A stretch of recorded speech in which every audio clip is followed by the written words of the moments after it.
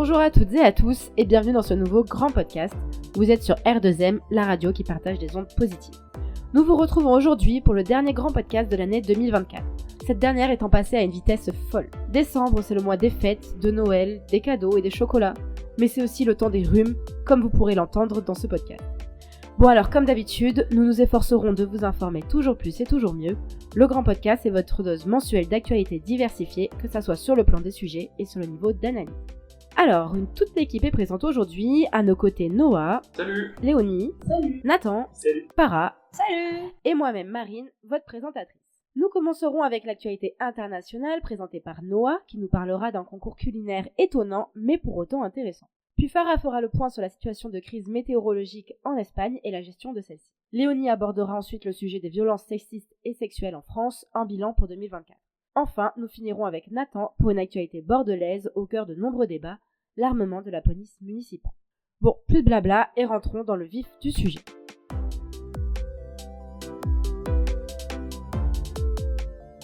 On commence donc ce podcast avec Noah qui va nous présenter un concours culinaire atypique, le championnat du monde de pâté en croûte.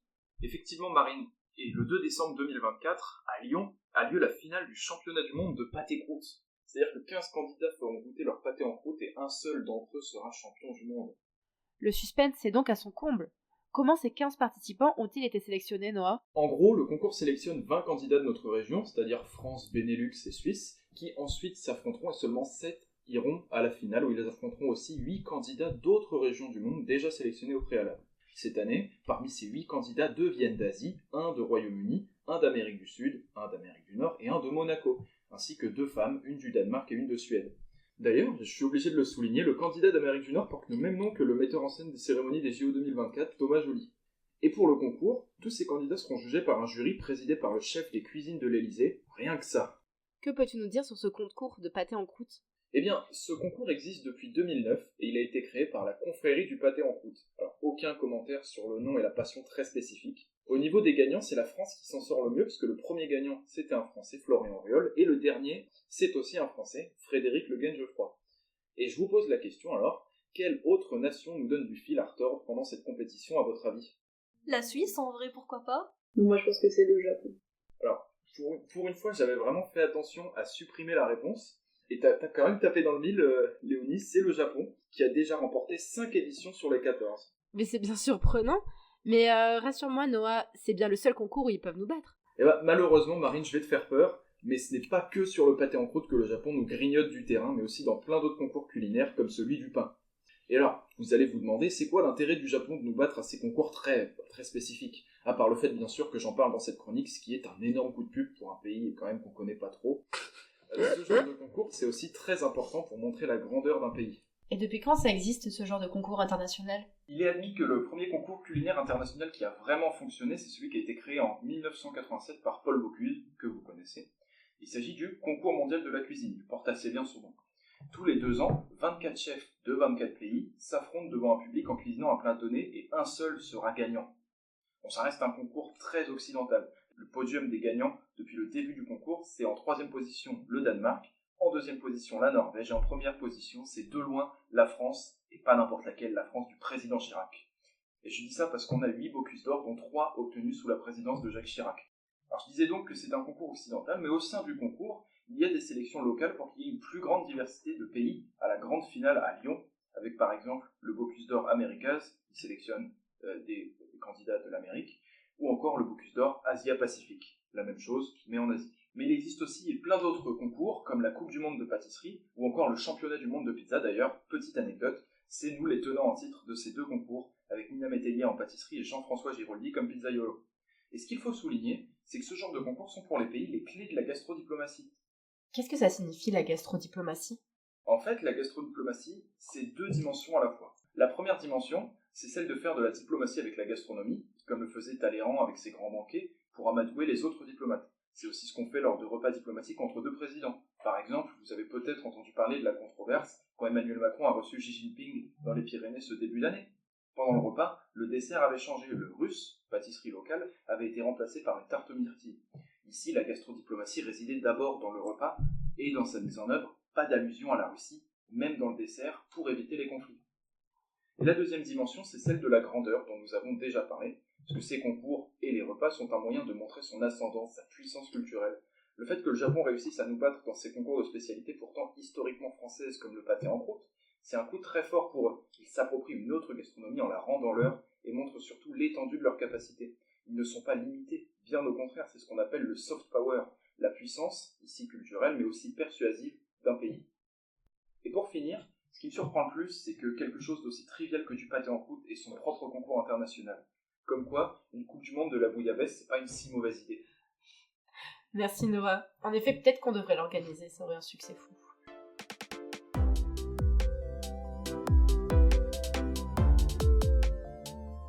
Passons maintenant à l'actualité européenne avec Farah. Donc tu vas revenir sur les dégâts causés par un épisode météorologique dramatique qui a touché l'Espagne fin octobre. Oui, en effet, ça ne vous aura pas échappé. Les pluies torrentielles ont déclenché des inondations dévastatrices, en particulier dans la région de Valence, déjà fragilisée par des catastrophes naturelles antérieures. Cet événement, dans lequel plus de 200 vies ont été perdues, a révélé la vulnérabilité de la région, mais également des faiblesses profondes dans la gestion de la crise. Alors que les autorités locales et nationales tentaient de se coordonner, on va le voir dans un dialogue sourd, une autre dynamique s'est imposée. Celle de la visite officielle du roi Philippe VI et de la reine Laetitia à Valence le 3 novembre. Et nous allons revenir sur cet événement, parce que ce qui de base devait être une incarnation de la solidarité de l'État avec les victimes a été vu comme une déconnexion profonde. Ce qui a donné, notamment le lancer debout dont on reviendra lors de cette chronique et la vidéo qu'on a tous vue de la reine et du roi qui sont emboués et injuriés. Mais avant tout, revenons sur le bilan de cet épisode de goutte froide. Alors, pourquoi ces inondations elles ont eu un tel impact et tu peux nous définir ce qu'est une goutte froide ? Alors, des épisodes de goutte froide, c'est des épisodes où un système de basse pression favorise des pluies intenses. Donc il fait très froid et la pression de l'air est très basse et c'est ce qui va donner des pluies qui vont durer très longtemps.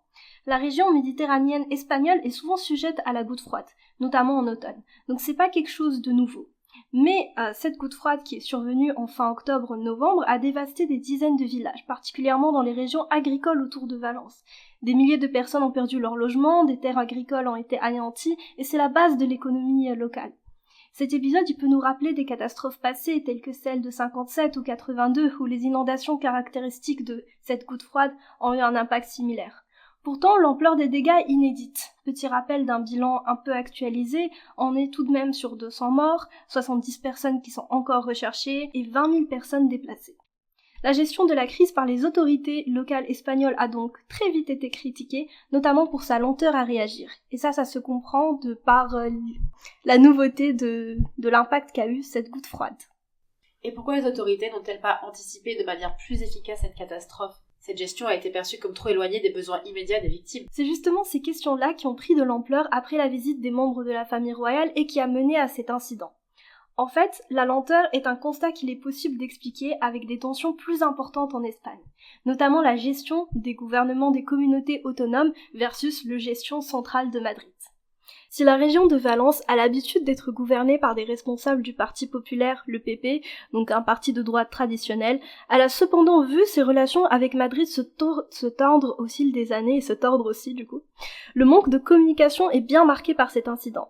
En fait, au lendemain de la catastrophe, il y a eu la confrontation entre Valence, qui est gouvernée par le PP, et Madrid, qui est avec le gouvernement de Pedro Sánchez, qui fait partie du PSOE. Donc le PSOE est bien au pouvoir au niveau national, et les autorités locales, donc qui font partie du PP, vont reprocher au gouvernement de Madrid son retard dans l'envoi d'aides d'urgence. Ce qui va mettre en lumière une dynamique complexe entre les deux niveaux de pouvoir. En Espagne, la politique régionale a toujours été marquée par une certaine méfiance envers les autorités centrales et les autonomies régionales comme en Catalogne et les régions basques vont bien montrer cette dynamique-là.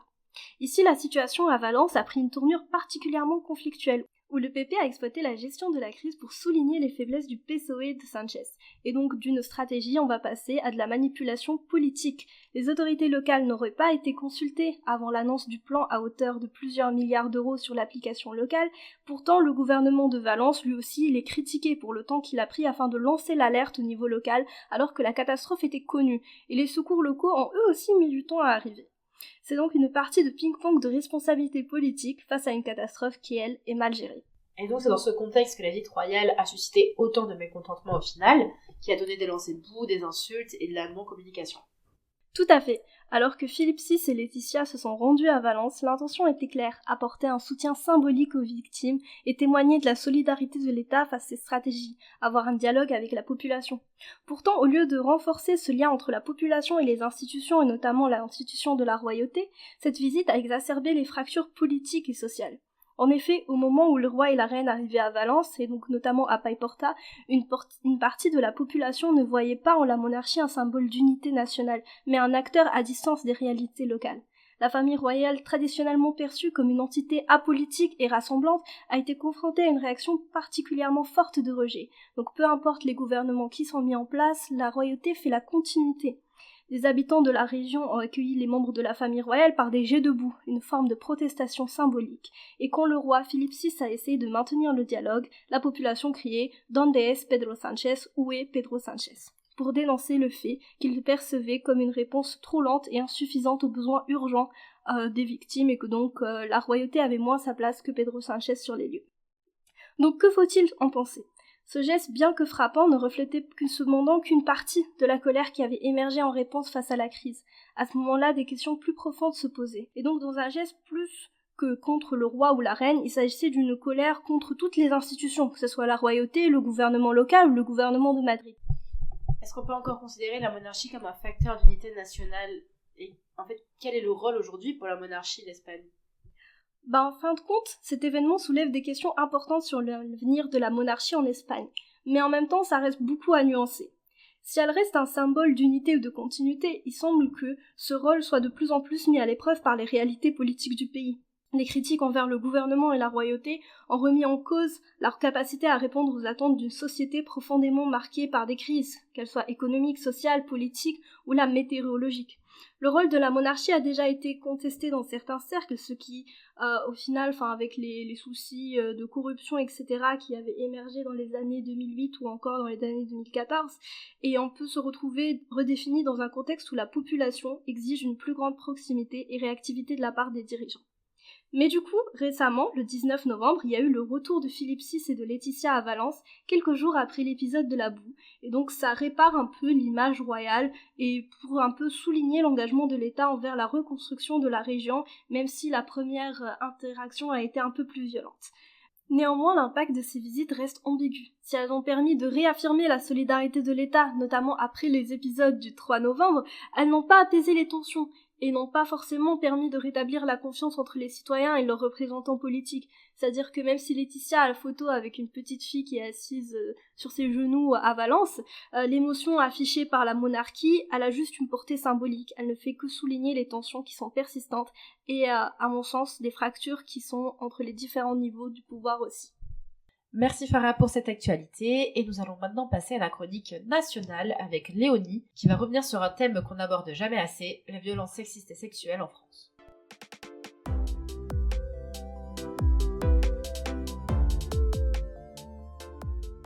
Le week-end du samedi 23 novembre, je suis allée à Paris pour changer un peu d'air avant les partiels.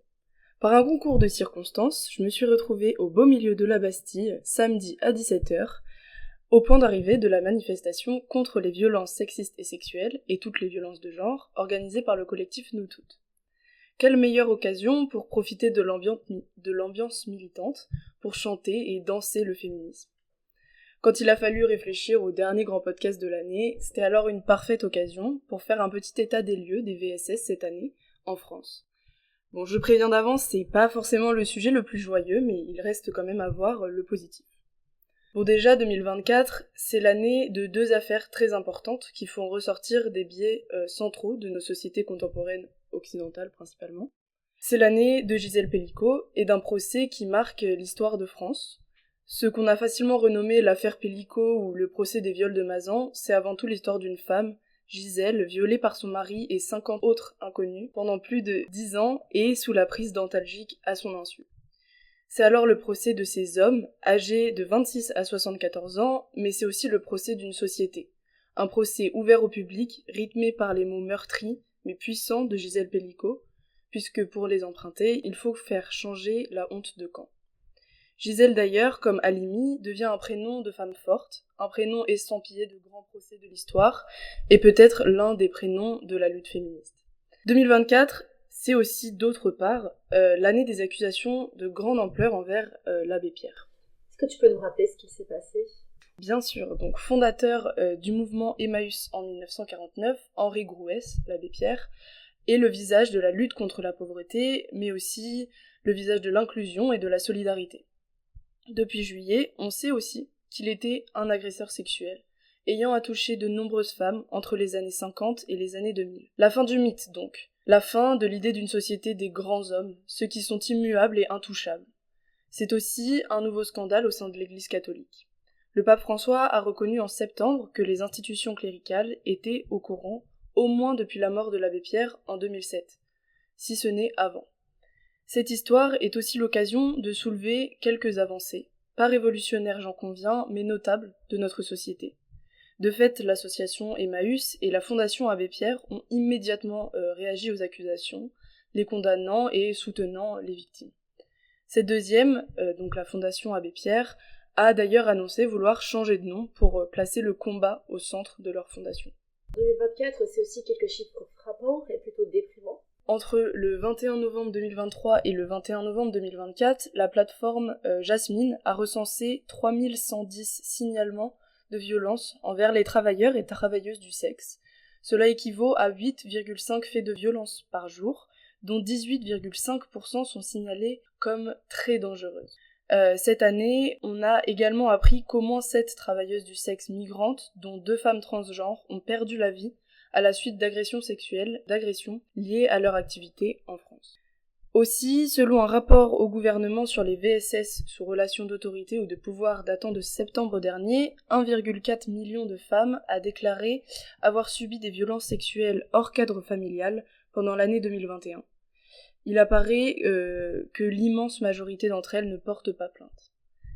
Par ailleurs, au 7 novembre, on décomptait déjà 88 féminicides par compagnon ou ex-compagnon en France. Et parmi ces femmes, au moins 42 étaient mères et 76 enfants se sont retrouvés orphelins. Alors il semble que ces chiffres-là, c'est moins que l'année dernière, non ? Alors oui, ce chiffre est en baisse par rapport aux 2 dernières années, mais tout est relatif. En 2023, on comptait 93 féminicides et même 122 en 2021. Cependant, ce sont des chiffres donnés seulement par certaines sources. Le collectif Nous Toutes, en effet, annonce déjà le 122e féminicide de l'année 2024, datant du 12 novembre dernier. C'est alors la définition du féminicide qui va faire la différence. Un féminicide, c'est un meurtre où le motif du meurtrier est que la victime est une femme. Cependant, cette définition laisse libre interprétation aux institutions qui choisissent de nommer ou non un féminicide comme tel. Et alors, qu'en est-il de la situation des étudiants dans tout ça ? Alors, sur un point un petit peu plus positif, on peut noter l'organisation de plus en plus fréquente de cellules d'écoute et d'ateliers de sensibilisation dans les universités, sur base de volontariat la plupart du temps, mais c'est déjà ça, même dans des établissements plus privés comme l'Institut catholique de l'Ouest. Aussi, alors que le hashtag ScienceSport apparaissait en février 2021, et que des mesures ont largement été mises en place dans les IEP, un nouveau scandale a éclaté au sein de l'enceinte de Sciences Po Paris en particulier. À 2 reprises au cours des derniers mois, des caméras cachées ont été retrouvées dans les toilettes mixtes de la structure, sachant que la première fois que l'événement a eu lieu, l'IEP ne l'a pas directement annoncé aux étudiants.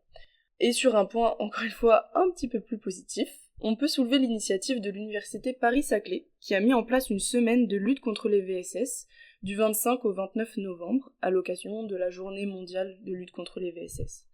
Plusieurs activités, débats, conférences ont eu lieu dans les différentes branches du campus, une initiative donc d'une plutôt grande ampleur qui laisse de l'espoir pour la lutte contre les VSS à l'université en particulier.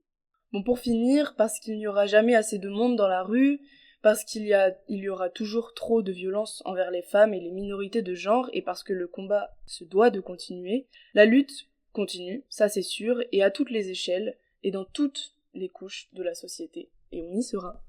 Tout à fait. Merci Léonie. C'est important de noter aussi qu'à Sciences Po, on a une cellule de veille et d'écoute et qui est accessible à tous les étudiants. Et c'est bien de le faire savoir. Donc, merci.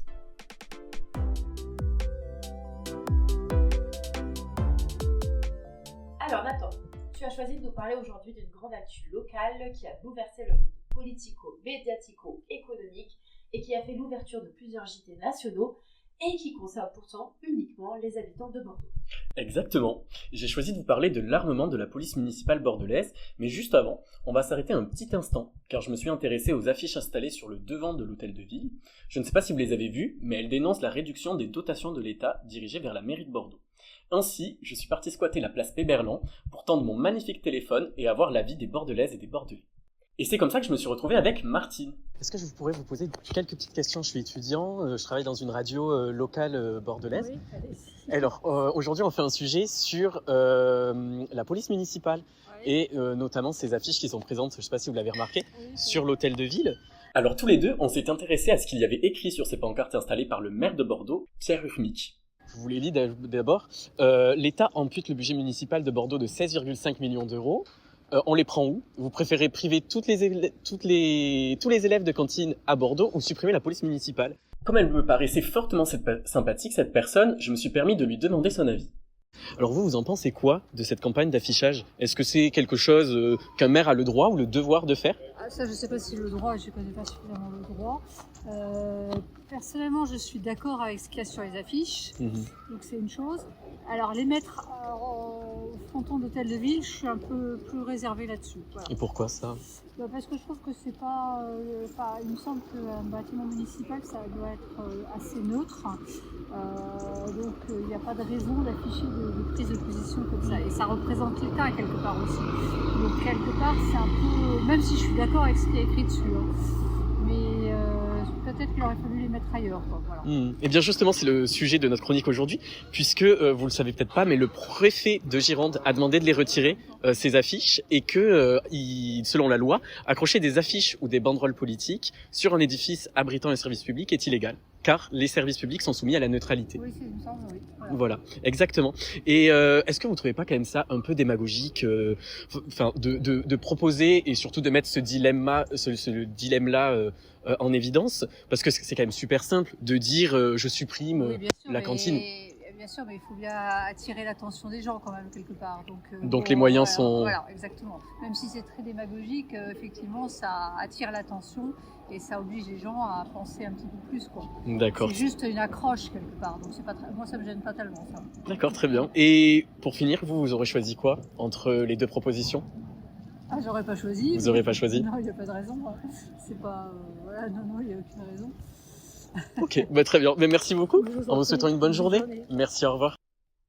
Alors ça nous donne un petit aperçu de ce que pensent les Bordelais et Bordelaises. Et en fait, personnellement, j'ai été un peu déçu par notre maire, parce qu'il aurait pu rendre sa campagne d'affichage politique illégal un peu plus fun, en installant au minimum un cendrier sondage, vous savez, ceux qui permettent de voter entre chocolatine et pain au chocolat avec votre mégot. Et là, je vous arrête tout de suite. Que personne ne se prononce, parce que si j'apprends que vous dites pas chocolatine, je termine pas cette délicieuse chronique, ok? Ok, d'accord, on dira chocolatine. Je me demandais quand même, est-ce que c'est pas un peu paradoxal de placarder des affiches dénonçant les réductions du budget municipal alors que le maire a décidé d'armer la police municipale et que cela a sûrement un coût? Bah dis-toi que je me suis faite la même remarque, et c'est là qu'on rentre dans la partie la plus sérieuse de cette chronique. Premièrement, Pierre Urmic déclarait en avril ne pas vouloir être maire shérif, et on peut dire qu'il a radicalement changé d'avis vu qu'il avait toujours été opposé à l'armement de la police municipale. On pourrait même ressortir plein de vidéos du placard archive si on avait les droits. On peut donner deux principales raisons à ce retournement de situation. La montée de l'insécurité, ou plutôt du sentiment d'insécurité à Bordeaux, où 68% des habitants en font une priorité, plus la pression des agents municipaux, qui avaient fait grève en juin pour demander l'armement. Et franchement, je soupçonne même que son dressing soit rempli de doudous meultonnés réversibles, vu qu'au début de son mandat, Pierre Urmic se disait philosophiquement opposé aux caméras de vidéosurveillance, et qu'aujourd'hui, la ville en compte plus de 250. On peut dire que le vent a bien tourné. Le coût est cependant quand même à relativiser, puisque c'est qu'une brigade d'une 50aine d'agents municipaux, qui sera formée et qui passera une évaluation psychologique. Celle-ci doit être opérationnelle mi-2025, et son armement coûtera environ 28 000 €, selon la mairie. Honnêtement, 28 000 €, c'est rien. Juste, regarde notre matos, là, il vaut quasiment le double ou le quadruple. En fait, je sais plus. A-t-on connaissance des avantages et inconvénients que pourrait apporter ce renforcement du pouvoir des policiers municipaux? Eh bien c'est là que j'ai donné mon maximum pour creuser, fouiller et déterrer les meilleurs arguments que donnent les politiques et les médias de tous bords. D'abord, l'avantage le plus important de cet armement reste le renforcement de la sécurité publique, parce qu'il faut préciser que les policiers municipaux sont souvent les premiers à arriver sur les lieux lorsqu'on appelle le 17. Et de fait, ce sont eux les premiers exposés. De plus, les policiers municipaux et nationaux sont souvent exposés aux prises à partie et aux agressions. Les policiers municipaux sont de fait exposés à des risques similaires à ceux des policiers nationaux et l'armement leur offre une capacité de protection et de dissuasion face aux actes de violence auxquels ils sont exposés. À l'inverse, les détracteurs de l'armement de la police municipale révèlent des arguments tout aussi pertinents. Petit 1, le risque de dérapage, car une généralisation de l'armement pourrait entraîner des abus ou des usages disproportionnés de la force, notamment si les agents ne sont pas suffisamment formés. Petit 2, la mission initiale des polices municipales se trouve modifiée par cet armement. La police municipale a historiquement une mission de proximité axée sur la prévention, la médiation et la tranquillité publique. L'armement pourrait transformer cette approche en une logique beaucoup plus répressive. Alors avec ceci, je vous laisse faire votre petit avis et je fonce de ce pas demander à la mairie de mettre un cendrier sondage pour savoir si vous avez aimé ma chronique. Eh bien, merci Nathan. Nous arrivons donc à la fin de cet épisode. Merci à tous d'avoir écouté ce podcast. N'hésitez pas à nous suivre sur Spotify, Deezer et Instagram et YouTube, @R2MSCPOPX. On se retrouve donc le mois prochain pour une nouvelle année et pour le 5e épisode du grand podcast. Et très vite pour de nouveaux podcasts. Bye bye. Salut. Ciao. Au revoir. Salut.